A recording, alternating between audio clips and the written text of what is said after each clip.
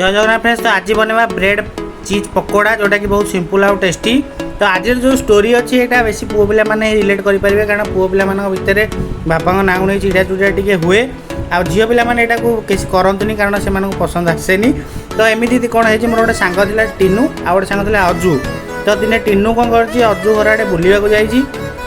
तो अजू हठात देखिकी ता बापा ना डाकी दे पवन पुओ बोले डाकी दे। तो सी जिते टीनू अनैची अजू देखला से टीनू नुह एक्चुअली ता भाई जेहेतु टीनू आउ ता भाई दिजन जाक देखा पूरा सामान मान सिमिलार तेणु अजू जानी पार ना जिते देखला अजू जे टीनू नुहे ता भाई से ता मुंड पूरा अलग प्रकार गुल आ टीनू अवस्था जहाँ हो घरे आपण मैंने बुझीपारे आ। तो यहाँ ठीक नुह कि सांग साथी टे चली जाए खास कर जमी कहली पुओ पिला सांग भितर। तो वीडियो लाइक करने को शेयर करने जमा भूलें एमती टेस्टी खाଇବା सहित स्टोरी शुणा।